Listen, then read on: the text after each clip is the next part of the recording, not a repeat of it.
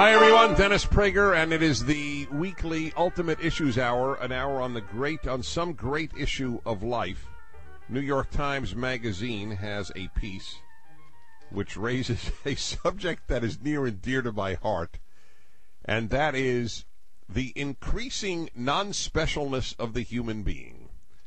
The view of so many who are atheists that the more we know about the greatness, the incredible vastness, unfathomable vastness of the universe, the more insignificant we humans become.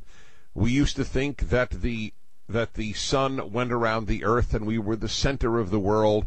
Then we learned that, in fact, the earth was just one of many planets, or not many, but of some planets that went around the sun, that the sun itself was just a medium star, that there are countless stars out there to begin with, and that so many of them have other planets around them, and that's only in one galaxy, and there are any number of trillion galaxies out there. And so the more we know about the universe, the more obvious it is that we are beneath worms, that worms are far more significant to the earth than the human being is to the cosmos. And so there was again another piece on this in the New York Times Magazine, and it speaks about it in part. It just has a few paragraphs on the worthlessness of us humans. I will read that to you. It's always sneaked in somehow. We are only coincidences of evolution. We are only coincidences of the Big Bang. Everything is random. If you turn back the clock, we never would have been made. The universe is incredibly vast. I have told you often, my friends, that I had Carl Sagan on my television show, the most well-known astronomer probably in American history, who's popularized it with his famous television PBS series Cosmos. And he said, Dennis, the more I look into the universe, I'm paraphrasing here, and see how vast it is, the more I realize how insignificant we people are. And he said it with this big smile, as if there was some joy in announcing how utterly and totally insignificant we are. I found it remarkable that he had some joy. If he had said it and say, Dennis, I'm sorry to say, but we're infinitely less significant than any worm. At least if he would acknowledge that his emotional reaction was one of sadness, but he seemed to revel in the fact that you and I are absolutely worthless nothings in a universe that couldn't care less about us and is so vast anyway that we are far smaller to the universe than a worm is to the earth. You realize that, folks? We are far, far smaller in the scheme of the entire universe, or the universes that they now say exist, than any worm is to earth or any ant. We're probably, I guess, on the size of an atom compared to the universe. Not hardly a worm.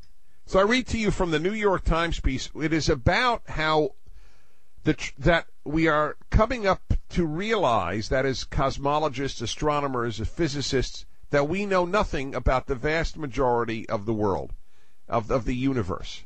Nothing. And now you have to understand, it doesn't mean we can't get there with telescopes. It's that we know nothing because it's not knowable. 96% of what's out there is not matter. It's not energy. We don't know what it is. We can't measure it. We can't see it. It has no gravity. We don't know what it has. We don't know anything about it. 96% of the universe. So I read to you, a revolution that has forced their colleagues, that is, the colleagues of these two professors of physics that the article speaks about, a revolution that has forced their colleagues to confront a universe wholly unlike any they have ever known, one that is made of only 4% of the kind of matter we have always assumed it to be, the material that makes up you and me and this magazine, and all the planets and stars in our galaxy, and in all 125 billion galaxies beyond. The rest, 96% of the universe is, who knows? Cosmologists often refer to this possibility as the ultimate Copernican revolution. Not only are we not, you remember what the Copernican revolution is, that said that the sun was at the center of the solar system.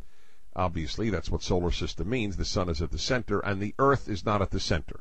So he said that already made us less special when we realized we go around the sun, and the sun doesn't go around us. But now, he writes, this is the ultimate Copernican revolution. Not only are we not at the center of anything, we're not even made up of the same stuff as most of the rest of everything. We're just a bit of pollution. I love it, that's it. We're a bit of pollution. That's even better. I said worm. Worms are far better than pollution. I love this. Is the best. Alan, we must remember this. We are just a bit of pollution. Lawrence M. Krauss, a theorist at Case Western Reserve, said not long ago at a public panel on cosmology in Chicago, if you got rid of us and all the stars and all the galaxies and all the planets and all the aliens and everybody, then the universe would be largely the same. We're completely irrelevant. I love it. See, this stuff, it's funny. These things have the opposite effect on me. The facts of the story, I don't challenge their facts. Science is science. I don't know enough science. I don't have a clue. If they tell me that 96% of the universe is not made up of anything that we're made up of, that's fine. I believe them. I wish it were 99.9. We're pollution. Did you hear that? My fellow pollutants. I think I'm going to begin each day. Hi, everybody. My fellow pollutants. Welcome to the Dennis Prager Show. Now, they go on to say that what is the 96%? They now call it dark matter and dark energy because they have no better term. They know nothing. I mean, folks, you have to understand nothing about it. Nothing. It's hard for us to imagine that there are 96% of the universe we know nothing about. And not only do they know nothing about, they have no way of believing that they will ever know anything about it. It's not governed by the same principles that our 4% are.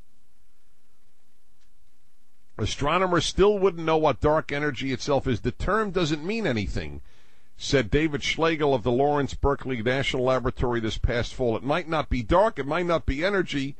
The whole name is a placeholder. That's right.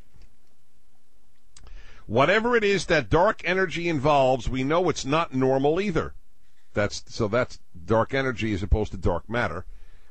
In that case, maybe the next round of evidence will have to be not only beyond anything we know, but also beyond anything we know how to know. We don't even how to know what we don't know, is what the article says.